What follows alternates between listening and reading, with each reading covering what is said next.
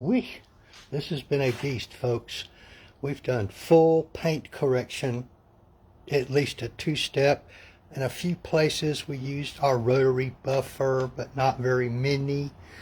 But it has been polished and polished and polished after it was strip washed, of course. And man, what a... I was never a fan of these when they came out. Of course, I only saw, I think, 2 of them riding down the road, so how could I be? But hey, we've got this paint looking mighty fine. I'm pretty sure that the previous ceramic coating has all been removed. So you see, I've got the hood up. One man can do this, but it's very difficult for one person to do it. It can be done, but you have to be extremely careful so you don't stress out this very heavy, very large hood.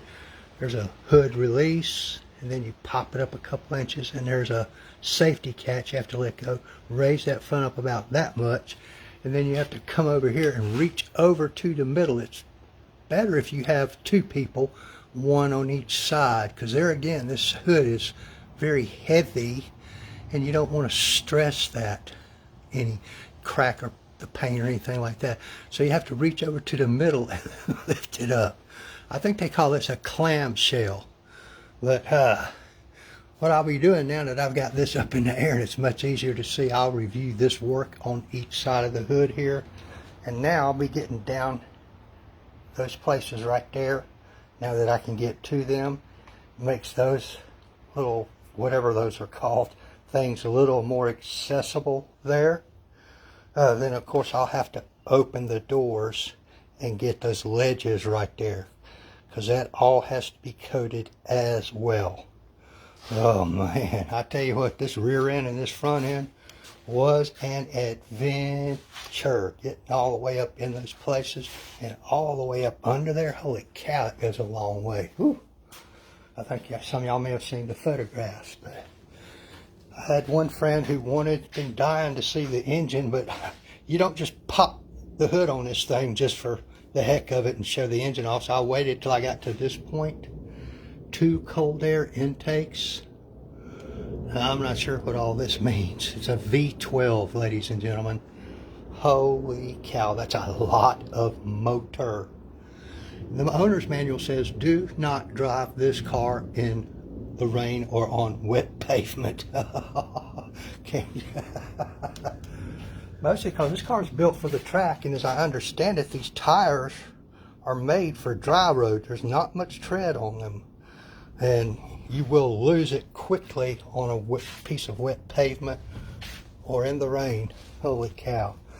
Alright, this thing is looking good, ladies and gentlemen. I'm closing in on the end of the paint correction and all that right now. Then of course I'll have to paint prep the entire vehicle. Hey, Mr. Glick, Miss Debbie Evans, this thing is looking gorgeous, Robert. Looking gorgeous. I'm getting close, Robert, getting close.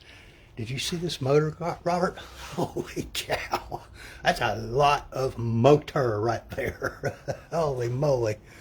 Then I got to do the glass, and I'll be getting all down in there now while I got this hood up, which is difficult. Let's crank this bad boy up, Mr. Glick, and see what it sounds like. I've got one friend's been dying to see the motor and to hear this thing run. It's a female, but she's kind of a gearhead. Oh, let's see, I gotta get all the way in here. Holy cow, this thing's hard to get in and out of. About like a Corvette. Got my foot in. Whew, there we go. Working the clutch is way down there. Ooh wee.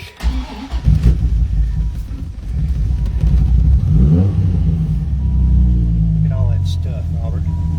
Yeah, I think that's what they nicknamed it, wasn't it, Robert? The Widowmaker?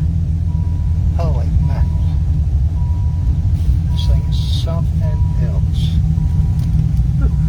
Got 200 miles an hour on the speedometer. I'm supposing it'll probably come close to that, Robert. I don't really know. I don't know that much about these things.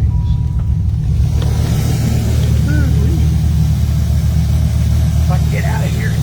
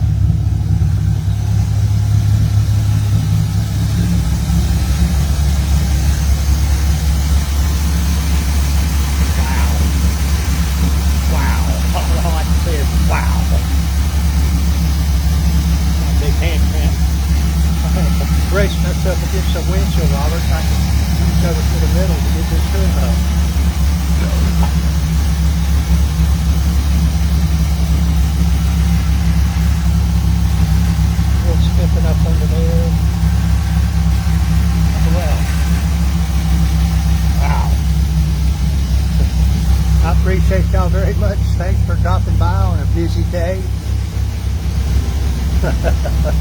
Y'all know what to do. Wow. This thing came out nice, Robert, considering just how scratched up it was. Really nice. Ooh-wee. Man, I'm not sure the significance of those. I guess they're just manufacturer emblems. I just don't know. Polish the headlights, Robert. Everything. Alright, folks. Y'all to where I can put the hood up and continue on.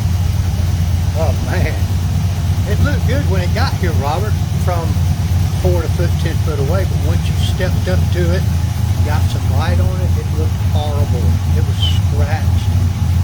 And I think most of that was from when it was painted. Of course, this is aftermarket at factory, but in both instances, they did not finish down. And some of those on the OEM paint, Robert, I think was from improper washing methods, what it looked like to me. And there's a few buffer marks here and there. So I don't care what anybody says, this thing has been buffed since it came either at the factory or since it came from the factory. I'll argue that with anybody all day long and show them the evidence and challenge them to show that I'm incorrect. Because I know that I'm not. I've seen way too many. Not Dodge Vipers, but other cars. Have a great day.